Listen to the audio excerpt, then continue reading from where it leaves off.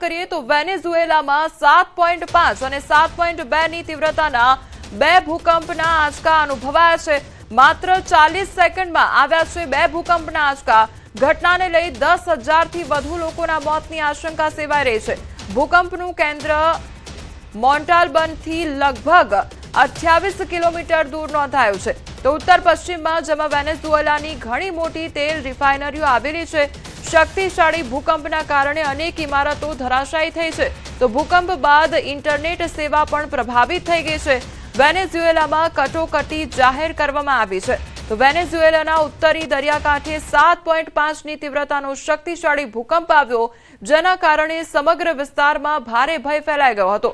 રાજધાની કારાકાસમાં અનેક ઇમારતોને નુકસાન થયું છે અને કેટલીક ઇમારતો ધરાશાયી પણ થઈ ગઈ છે। ભૂકંપ એટલો જોરદાર હતો કે લોકો તેમના ઘરો અને ઓફિસોમાંથી તેમના પરિવારો અને પાલતુ પ્રાણીઓ સાથે શેરીઓમાં દોડી આવ્યા હતા। યુએસ જીઓલોજીકલ સર્વે અનુસાર મુખ્ય ભૂકંપની તીવ્રતા 7.5 ની હતી। માત્ર 40 સેકન્ડ પહેલા 7.2 ની તીવ્રતાનો આફ્ટર શોક પણ આવ્યો હતો, જે પૂર્વ આંચકો હોવાનું માનવામાં આવે છે। તો ભૂકંપનું કેન્દ્ર મોન્ટાલ્બનથી લગભગ 28 કિલોમીટર ઉત્તર પશ્ચિમમાં હતું, જે વેનેઝુએલાની ઘણી મોટી તેલ રિફાઇનરીઓનું ઘર છે। તો ભૂકંપ બાદ યુએસ સુનામી ચેતવણી કેન્દ્રે શરૂઆતમાં પ્યુર્ટો રિકો અને વર્જિન ટાપુઓ સહિત આસપાસના વિસ્તારો માટે સુનામીની ચેતવણી જારી કરી હતી। પરિસ્થિતિની સમીક્ષા કર્યા પછી ચેતવણી પાછળથી પાછી ખેંચી લેવામાં આવી હતી। તો સ્પષ્ટતા કરવામાં આવી હતી કે હાલમાં સુનામીનો કોઈ પણ પ્રકારનો ખતરો જોવા નથી મળી રહ્યો।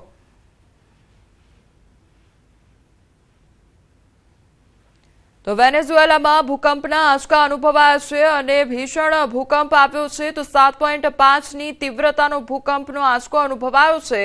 તો લોકો ઘરની બહાર દોડી આવ્યા હતા અને ભૂકંપનું તાંડવ જોવા મળી રહ્યું છે। ત્યારે 7.5 ની તીવ્રતા અને 7.2 ની તીવ્રતાના ભૂકંપના બે આંચકા અનુભવાયા હતા અને લગભગ 40 જ સેકન્ડમાં આ બંને આંચકા અનુભવાયા હતા। ત્યારે 10,000 થી વધુ લોકોના મોતની આશંકા પણ સેવાઈ રહી છે અને હજુ પણ આંકડો વધી શકે છે।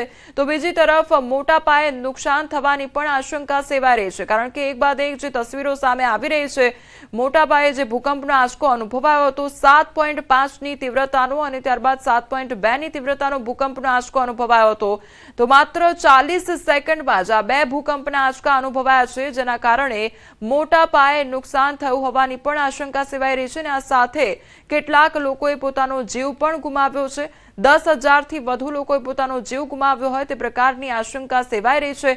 ભૂકંપના કેન્દ્રબિંદુ વિશે જો વાત કરવામાં આવે તો ભૂકંપનું કેન્દ્રબિંદુ મોન્ટાલ્બનથી લગભગ 28 કિલોમીટર જેટલું દૂર હતું ઉત્તર પશ્ચિમમાં, જેમાં વેનેઝુએલાની ઘણી મોટી તેલ રિફાઇનરીઓ પણ આવેલી છે। તો શક્તિશાળી ભૂકંપના કારણે અનેક ઇમારતો ધરાશાયી થઈ ગઈ અને કેટલીક જે ઇન્ટરનેટ સેવાઓ હતી તે પણ પ્રભાવિત થઈ હતી। બીજી તરફ જે ઇમારતો છે તે પણ ધ્વસ્ત થઈ હોય તે પ્રકારની તસવીરો પણ સામે આવી છે। તો અત્યારે વેનેઝુએલામાં કટોકટી જાહેર કરવામાં આવી છે। તો વેનેઝુએલાનો જે ઉત્તરી દરિયાકાંઠો છે ત્યાં આગળ 7.5 ની તીવ્રતાનો શક્તિશાળી ભૂકંપ આવ્યો હતો। અલગ અલગ તસવીરો સામે આવી રહી છે કે જેમાં વેનેઝુએલામાં ભૂકંપ આવ્યો ત્યારબાદની તસવીરો સામે આવી છે કે જે ઇમારતો છે તેને નુકસાન પહોંચ્યું છે, મોટા પાયે નુકસાન ભોગવવાનો વારો આવ્યો છે। તો ભૂકંપથી ભારે નુકસાન થયું છે અને લગભગ 40 સેકન્ડમાં જ બે આંચકા અનુભવાયા છે, જેના કારણે હવે લોકોમાં ડરનો માહોલ પણ જોવા મળી રહ્યો છે, કારણ કે 10,000 થી વધુ લોકોએ પોતાનો જીવ ગુમાવ્યો હોય તે પ્રકારની આશંકા સેવાઈ રહી છે અને મોટા પાયે વેનેઝુએલામાં નુકસાન પણ સર્જાયું છે, કારણ કે જે ભૂકંપના આંચકા અનુભવાયા છે તે એક ભૂકંપનો આંચકો હતો 7.5 ની તીવ્રતાનો અને બીજો જે ભૂકંપનો આંચકો હતો તે હતો 7.2 ની તીવ્રતાનો અને લગભગ 40 સેકન્ડમાં જ આ બંને ભૂકંપના આંચકા અનુભવાયા છે। તેના કારણે લોકોમાં અત્યારે ડરનો માહોલ પણ જોવા મળી રહ્યો છે। તો દરિયાકાંઠે 7.5 ની તીવ્રતાનો શક્તિશાળી ભૂકંપનો આંચકો આવ્યો હતો, જે ઉત્તરી દરિયાકાંઠો હતો ત્યાં આગળ આ પ્રકારની સ્થિતિ જોવા મળી, જેના કારણે સમગ્ર વિસ્તારમાં ભારે ભય હવે ફેલાઈ ગયો છે। રાજધાની કારાકાસમાં અનેક ઇમારતોને નુકસાન પણ પહોંચ્યું છે અને ત્યાં આગળ પણ ભૂકંપના આંચકા અનુભવાયા છે।